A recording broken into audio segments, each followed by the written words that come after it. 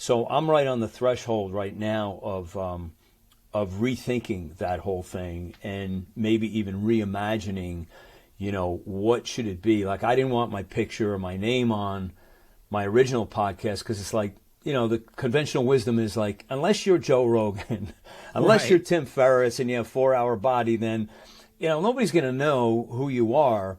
But now it's a little different. People do know a little bit more who I am. I am not a household name by any stretch, but in the areas that I go to do my work, people do know me, and I have a lot of respect thrown my way. So I might, be brave enough now to start to use my name and maybe change the branding of what is it that I'm doing. And I'm raising people up. I broadcast people's career. I broadcast your career. That's kind of my message. Yeah.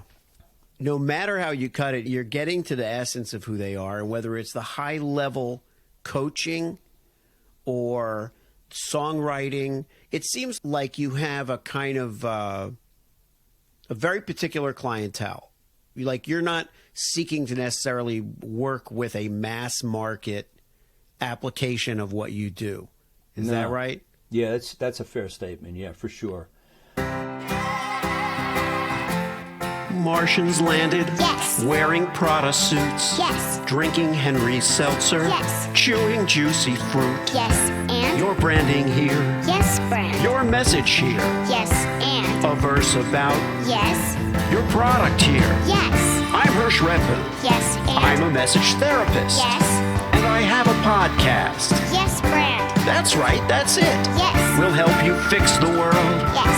Or your bottom line. All right. Your bottom line. Get it. I get it.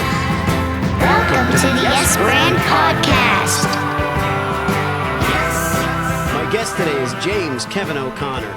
James is the host of the Dharmic Evolution podcast. He's a singer-songwriter. He's a producer. He's a coach. And we'll let him tell us all about it. It's an honor to have you on the show today. James, thanks for coming on Yes Brand. Thank you, Hersh. Great to be here with the comedian master and the Yes Brand master all wrapped up into one. Love it. Thank you. Thank you for the plug. So, James, give us, to start off, your best one-floor elevator pitch. That's a tough one. Yeah, since I seem to be like a silo creator or a serial silo creator. First and foremost, I'm a Christian chaplain, which I'm very proud of that. But that, I guess, has to be like the most important thing of all the things I do, because it keeps me grounded, it keeps me aware, and it keeps me really dialed into why I'm here.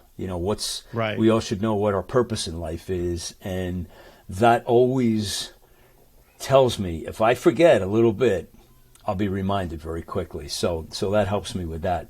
Also, as you mentioned, a singer-songwriter. I've been that my entire career, even though I spent most of my career as a successful contractor, both electrical and telecommunications, businesses I built from the ground up.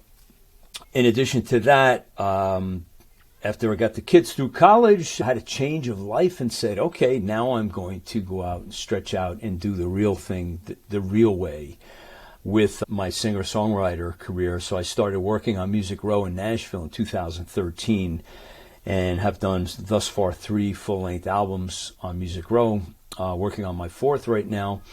Along that path, I also started the podcast in 2015 called the Dharmic Evolution, which is to provide a platform for other singer-songwriters around the world, indie singer-songwriters, to give them some kind of place to come to get some notoriety and some recognition.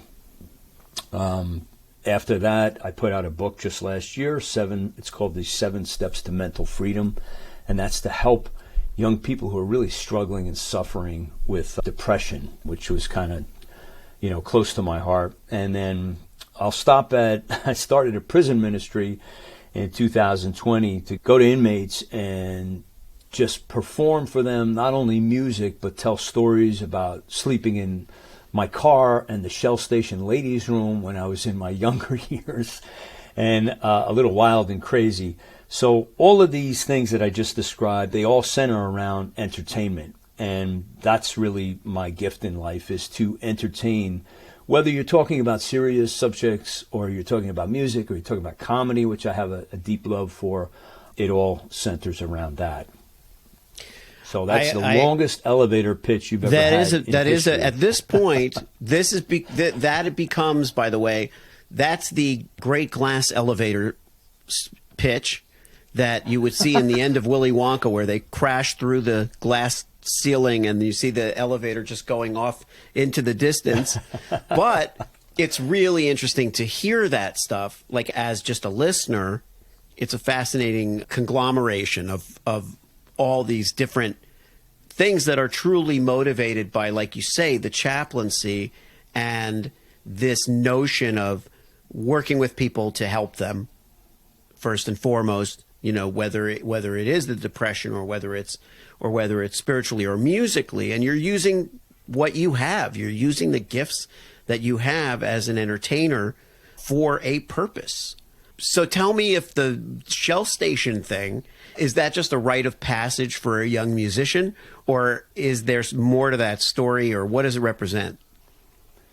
Well, for me, you'd think a guy sharing that would go into the woe is me, poor me, look what I went through. But to tell you the truth, my situation at that time was such that I was not happy. I was not being treated well in my life. And without going into those details, I remember sleeping on the tile floor in a sleeping bag, and I just had this feeling of emancipation and go, isn't this great? Like nobody is bothering me. Nobody's busting my chops. Nobody's hitting me or whatever I was going through at the time. And I just felt like, I was 17. I was still in high school, and I was working at this gas station. And I always said the ladies' room because it was cleaner than the men's room. And so, I wasn't there a long time, but it was like one of those things. I was sleeping in my car or whatever at the time. And I was still working and doing all the things I needed to do. But the rite of passage was sort of like, I've broken free and started to create my own life and my own path. So I'm going down this road instead of one that was assigned to me. So it was really that simple, and I share that in front of inmates to help them know that, I'm not some guy who rolled in here in a suit who, read some things that he thought you might like. I was trying to just somehow find an opening that they would relate to say, yeah, I went through something like that too. I was sleeping in an alley or whatever. And also at the same time, entertain them and talk about the Lord, that he has not forgotten you. I don't care how bad your situation is, it can turn around and there is hope for you. And I wrote a branded song for that. It's called The Gift of Hope. And I actually debuted it at one of the prisons.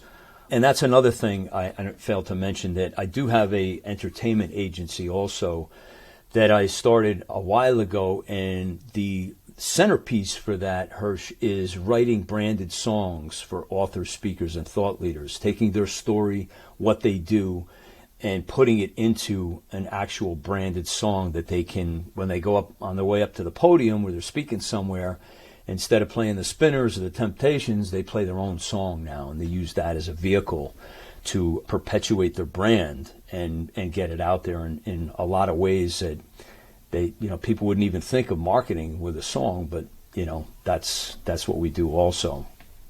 That's fascinating to me, the branded song, because first of all, I think that just the idea of now, with so many people out there, you and I both know a lot of people who are podcasters, who are speakers, so the stages are important, and it occurs to me because I've been as a comedian and an entertainer and a speaker, and I've always come up against licensing tracks for various things, and and then customizing tracks.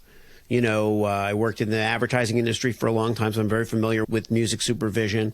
So as a brand, the whole age of the personal brand that we're in, how do you approach working with a client on a branded song? It sounds awesome. It sounds really fun. But how do you approach it?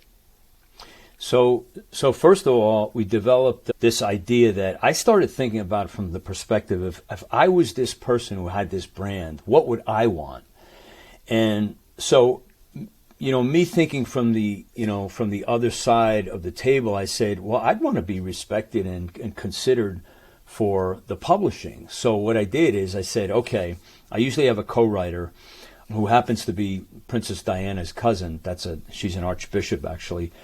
And she writes with me. So we get together with the person who, first of all, we have to make sure this is a good fit. I can't have somebody who wrote a book about, building furniture in their garage, and I can't get too passionate about that. It's got to be something pretty deep, Right. to compel us to get the juices going. So what we do is we meet with that person, we dig in and find out, tell us how you think about this. What is your brand? What do you do? What do you represent? What's behind this? And usually sketch out a bunch of things, and then I'll demo it, and I'll send a copy to them of, this is what I have so far. What do you think? They'll come back, say, yeah, I like this, but I want to add this and this, and I'll keep doing it. And sometimes it's 2 or 3 go-arounds, but we get it to where the message is clear. The melody's good. It's well structured. It's put together professionally. And once I get the green light on that, then I get my team together in Nashville on Music Row, and we bring in the best of the best to turn this into like a killer produced song that holds its own with anybody else out there. And then it gets mixed and mastered. And then, fortunately, the last time I did this, I was working on a new album, and I asked the person, the client, I said, listen, I'm putting out an album in about 3 months. If you'd like, I will put this song on my album, because I happen to be the vocalist on it. It just so happened. And he was thrilled. He said, absolutely. I said, listen, it's another vehicle for you, too, because there's another place somebody can go for that song. And in addition to a single being put out there. So it's kind of unlimited what you can do once you have this song, how you can promote it. If I don't happen to be doing the vocals on it, which I don't necessarily have to do, I'm not going to do every song, especially if it's suitable for a woman to sing. Mm-hmm. We can approach any number of artists to say, would you like to be involved in this, both as a vocalist and have it on your record? So it's just, opportunities are almost limitless of what you can do with this. Well, it's similar to in advertising when a brand will say, okay, we could license, the Beatles, let's say, or some really famous artist, or we could break an unknown band and have them collaborate with us on the song for the commercial or the campaign, and that becomes, a more viable way. And it's great for the band, it breaks them. It helps break them. The same thing could happen on TV. It could happen in movies. But branded entertainment, I think, is really not fulfilled anywhere near its potential. Right. And I think you definitely get that, James, with seeing branded songs for personalities as a viable form of entertainment, and not just a marketing tool, but also a piece of art and entertainment in its own right. That you could put it on your album. And so clearly this song is not only meant to be enjoyed when this person is entering an auditorium to give a speech, right? It stands on its own, I guess. Alumni Professor Scott Geller, who we wrote a song for, he has speakers not for his brand, and he speaks too, and they go all over the world. They go to Hawaii and everywhere. And they use it on all of their campaigns. The song is on all their outgoing email, so people can just listen right there. Like, he has all kinds of ways that he's always constantly pushing the song out there. And then, for your family, it's like, listen, 75 years after you're dead, that song is still like in the family. Yeah. It gets passed on to your next generation. So, it's just a nice thing to say, well, listen, I invested, spent some thousands of dollars on building this song and for my brand, but there's a payback that comes to you. You got a long time to pay that back, and who knows who will pick that song up? Like you said, some band or some other artist wants to cover it. It can go on in perpetuity, just endlessly. Now, that said, how central is it to your business model? Like, one of the things that we talked about before the show is, possibly rebranding your podcast, to kind of convey something a little different. And what I hope to do here is kind of just really play. Everybody who comes on the show, we just kind of open it up. It's almost like putting the patient on the table, kind of open them up, and we just do exploratory surgery. And then the benefit is that we're not really cutting them open. We're not really stitching them, together with a different makeup. But we're at least exploring it. We're throwing it out there. How central is the branded songwriting to your image of what you do, you think? See, I'm in the throes of that right now. When I started Dharmic Evolution, which is I was like, all right, I was way deep into my yoga, back then, pre-pandemic. Right. Yeah, I was a yogi for like 15 years until the pandemic came in. Did 6 years of Bikram, 7 years of Vinyasa flow or whatever. But, that word came from that, like your center. Dharmic that's the space you should like aspire to be the best that you can possibly be. And I have this tree, which with all these beautiful colors around it as my logo with the tree of life. But so many things have happened since 2015 when I started this that, I've grown, the show has grown, that I'm right at the cusp of about to say I'm readdressing the branding, because I have the James O'Connor agency, which kind of the branded song goes in there. And then I also have my coaching practice, which is for, it's really high-level elite coaching. It's about paradigms and mind space and mind shift and, all of these things that people need to get out of their way to accomplish their goals. So we can save the details of that for another day. But you make such a good point, Hersh, about branding is essentially, it's so essential to convey a message. So I'm right on the threshold right now of rethinking that whole thing and maybe even reimagining, what should it be? Like, I didn't want my picture or my name on my original podcast because it's like, the conventional wisdom is like, unless you're Joe Rogan, unless you're Tim Ferriss and you have 4-hour body, then, nobody's going to know who you are.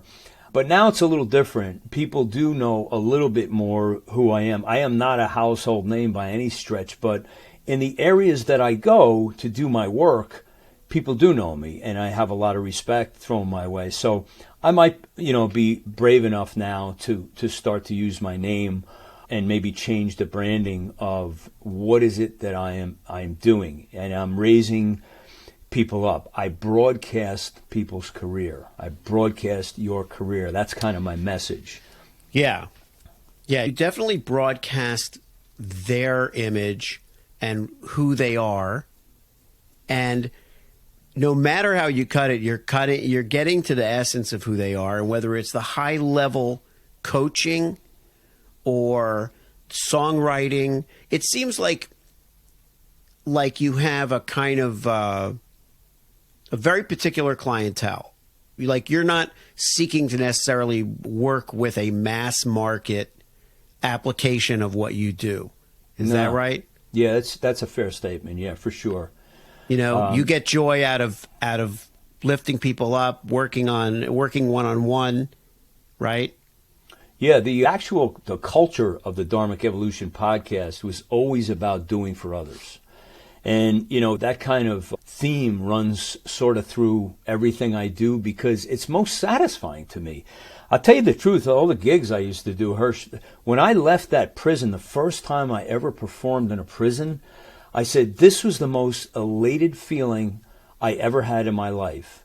When I left these guys, and there was a tough crew, let me tell you. They had the tats on the neck, and, they were like the first 10, 15 minutes, they were all sitting in the chairs talking and sort of ignoring me, and little by little, like I pulled them in and I won them over. And at the end, they all surrounded me and were coming up, shaking my hand, saying, this was really great. We really appreciated this. It was more, I think, that I connected with them in a way that I offered them hope.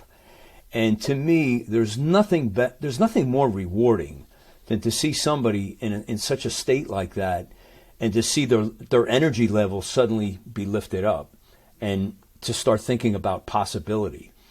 So to that end, it's like, I can't get enough of that kind of stuff. It's like when I'm serving and doing things like that, I'm fulfilling like what I'm supposed to be doing.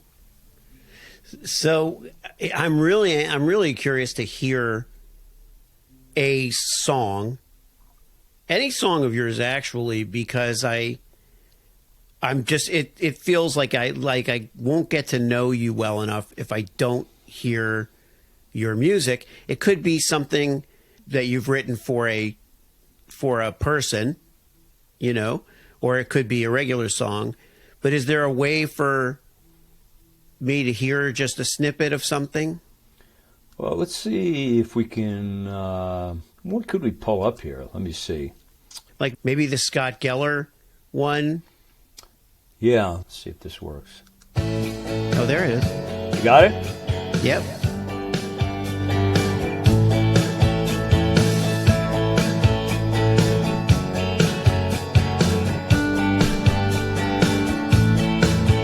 Did you ever stare into darkness and look for the light? Have you ever felt compassion that makes your heart come alive? A simple act of kindness will nurture a spark in your heart. You've just sown the seed to help someone in need. We all love, we all cry, and we bleed. We are here to share and actively care. We all have this special yearning that's burning inside. I think it's called love. It's all about love. Step out of your comfort zone and please do not be afraid. That's very cool. I like that. Comfort and kindness are virtuous foundations laid. Know what it feels like to be lonely, hungry, and cold. A smile will arise as you give yours away. We should feel this way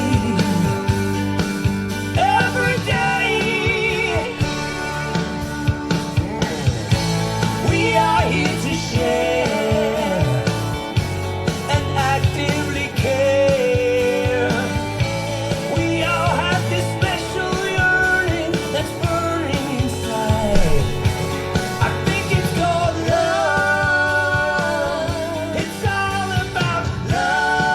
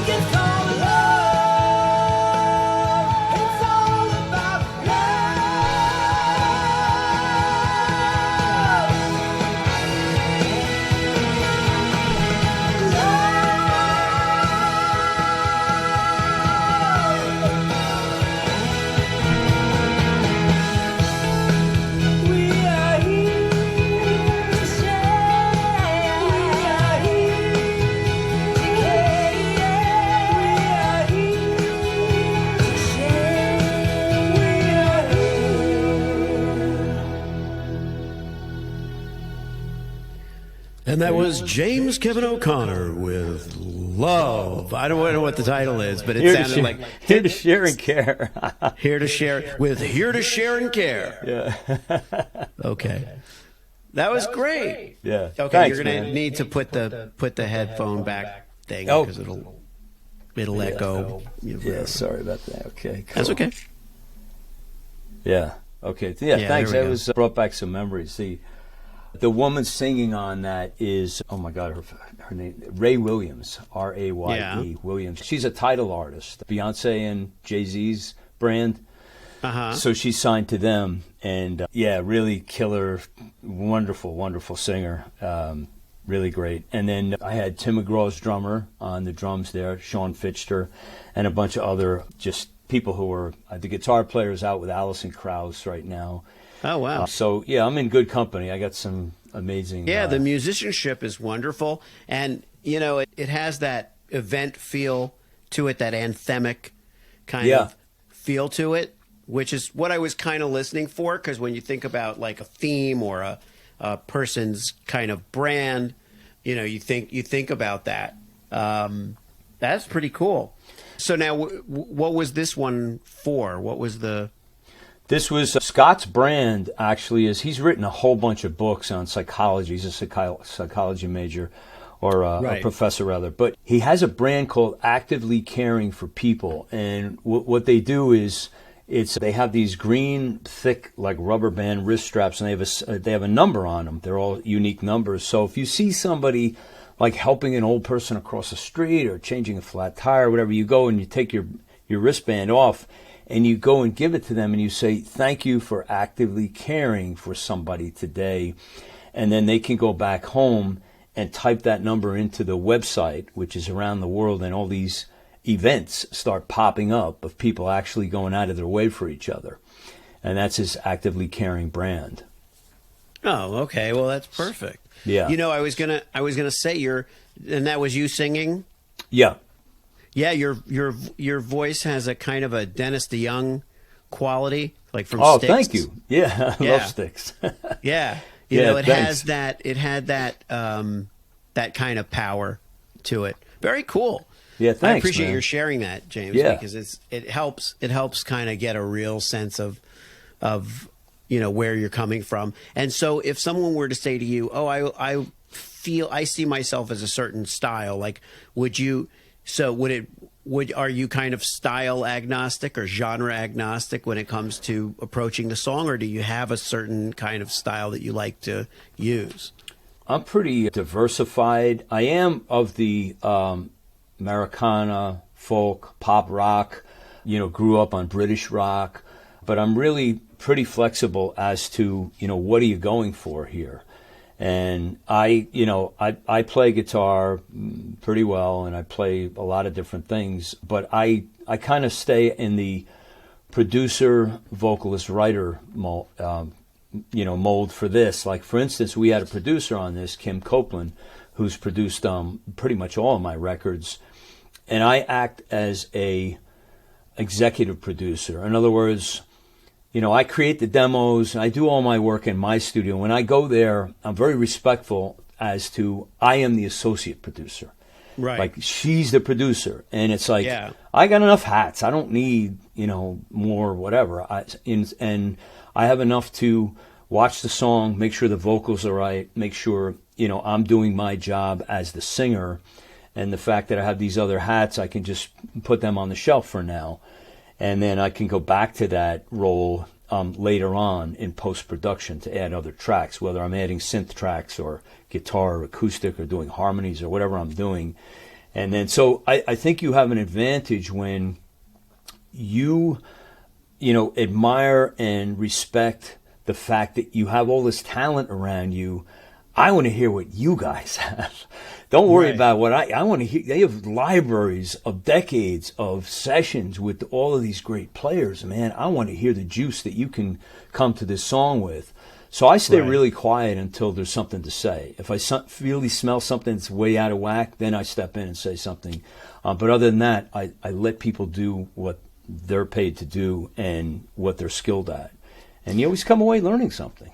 every letting time. people do what they do best is a really important skill. It sounds like nothing, right? But it's the best thing you can possibly do in a collaboration is get out of the way of somebody who's there for a certain superpower that they have. Yeah. That they bring to it. Just let them do it. Yeah. And the thing I learned, Hersh, when I first started going there is, ironically, it was the opposite of what I grew up with, which is the more talented these people, the more humble they are. And it was like such a joy to go in and work with these guys. And I'm like, oh my God. I was like my piano player, Paul Hollowell, he's been with Dolly Parton for 25 years. And he's working on my stuff. And it's like, what the hell? And they're all about the music. They don't care to be, they don't want to be tops of the pops. They just love being the fabulous musicians they are. So it's a very rich environment that I get to work in. And I say I get to work in because I'm so appreciative just to be there, Yeah. So I really was cool. making that occurred to me the other day is I was thinking about human success, what makes somebody kind of successful as a human, right? And it occurred to me that this yes brand method that I apply to branding, where it's the yes and rule of improv, and somebody makes an offer and I accept the offer, and I was like, people who are really successful humans are capable of accepting the offer of another human being, whereas people who are, it doesn't have anything to do with money. They could have tons of money or not, but people who have a sense of humor about themselves also tend to be people who can accept the offer of the other person. So they're willing to listen to somebody just because they're humble enough to entertain another opinion. And that's kind of a recipe for, it's like what I call a happiness formula. It's like a way to be happy is to be open to other people's input and other people's points of view. So I agree. That resonates with me when I think about your show and your brand, and the things that keep popping up are freedom. Freedom seems to pop up a lot with you. The freedom of sleeping on the gas station floor. Yeah, the title of my new. Guess what the title of my new album is? What? God, Guns, and Freedom. God, Guns, and Freedom. There you go. Well, I was gonna say that there's a couple things that came up as possible names for your podcast, and this is, again, we're just playing, but the sound of freedom had something resonated, but again, it sounds a little like freedom is tough because a lot of people, it's such a big word that it can intimidate a lot of people. Like the sound of freedom or music of freedom or melody of freedom, those are things that I like. And then also team freedom also was interesting, but it feels like it could be taken so politically when that's totally not what I think you intend, Right. Yeah. But tell me about the album a little bit. Well, what was it? God, Guns, and Freedom? Yeah, God, Guns, and Freedom. Well, I lived in Nashville, right outside of Nashville, for 2 years, and I moved there right at the beginning of the pandemic. So it was a very strange time for everybody, and especially to go to a new place when everything was locked down. But the overwhelming sense I got there was people live really differently in the Tennessee area than other places. Like, their freedom is very, very important to them. Like, they, the whole life, liberty, and pursuit of happiness kind of runs through everybody's psyche that you run into. And the guns, God, of course, me being a Christian chaplain, you want the freedom to have a relationship with God, but the guns don't represent, it's not a representation of violence. It's just another aspect of freedom. I get to have the gun. Maybe I use it for hunting food or whatever. And, there's not a huge crime rate down there with people with guns. They're very, very responsible. They treasure and revere that right to, that's an expression of their freedom. So it just, it made sense to, so part of, I think most of that, it's actually the title song of the album also. We're all multi-hyphenated people. So it's always a stretch to really focus on I think it's more about uncovering your purpose. And all the other things will line up behind that. But I think once you have that in the forefront of your mind, the rest of it becomes a little bit easier.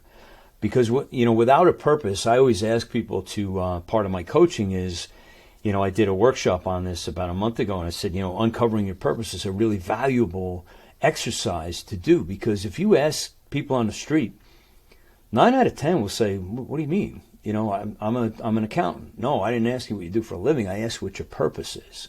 Right. And it's a really, really important thing to really sit down and think about.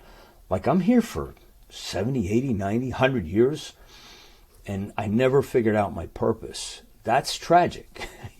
Yeah. You should really know your purpose, or find out, do everything you can to uncover it. What is it? What is your purpose? And I think that helps us. It helps drive better decision making, I think, once you have that. Things become really apparent. Yeah, it's one of the words that is, in my opinion, not overused. It's like how like I've talked about how authenticity is so overused. It seems so silly. It's like it's a no-brainer that branding, for example, should be authentic, or that image should be authentic. That's the whole point, is to communicate who you are, not who you would pretend to be or would be if you could blank, Yeah. So authenticity is if it's taken us this long to discover authenticity, then something's really wrong. Yeah, right. but purpose is just, I think, catching on. So now I would revise my thing to I could see this purpose play with James O'Connor. Okay. Because a purpose play, if you look at it you could interpret it in different ways. You could interpret it as a play, making a play for your purpose, trying to find your purpose, trying to figure out the thing, and play as in music, and then play as in kind of free play. Yeah. Well, this is good because it's jamming. I mean, we're jamming right now. Yeah. Yeah, that's right. Yeah. The best things happen. So before we go, I like to give the floor to the guest to share any kind of message or sentiment that you feel you'd like to leave the audience with. What can they take with them from this podcast today? Yeah, well, first of all, I want to thank you, Hersh, for, being so kind as to invite me on and, have this special time, because this was really, really excellent. I enjoyed, the back and forth and sharing all the things, and congratulations on being a grandfather soon. It's pretty awesome stuff. Thank you. Yeah. So, I'd just like to say to the audience that if I can be of any help to you in any way, you can just Google me, James Kevin O'Connor. I'll probably come up under a bunch of different things, or my podcast, especially if you need coaching help. And even if you have somebody in your life who's struggling with depression, you can reach out to me. I have this simple book that I wrote, 7 Steps to Mental Freedom, that if they're really struggling, I'll even send you a copy. But you can read it in actually 25 minutes and start applying the principles that are in there without medicine. If you're really serious, you need a professional for that. But this can help a lot of people who want an alternative. So that's why it was written. So you can go to 7stepstomentalfreedom.com and check it out there. But I would just like to encourage you to uncover your purpose. Think about it a little bit. And also, if you haven't established a relationship with the Lord, I encourage you to do this. It is the most important thing you can do in this life, because this life is a bus stop and it's over before you can blink your eye. So what happens to you after you leave here? And if you haven't pondered that, we're very busy, doing life insurance, and we're building these big facades, and we're going to, have 3 barns to keep all our gold in. And all of these things that we spend so much time in this short life with zero planning for the next life. So I would just encourage you that if you haven't, thought about that, please do so. And, just be blessed. And if you need help, ask the Lord for help, and He will help you. All right. If you liked the show, Yes, friend. It worked for you. Yes, friend. Subscribe and leave a Yes, friend. 5-star review. Yes, friend. Tell all your friends. Yes, friend. Get your branding here. Yes, friend. Get your branding here. Yes, friend. Did I make it clear? Yes, friend. Get your branding on Yes. before they're gone. Yeah.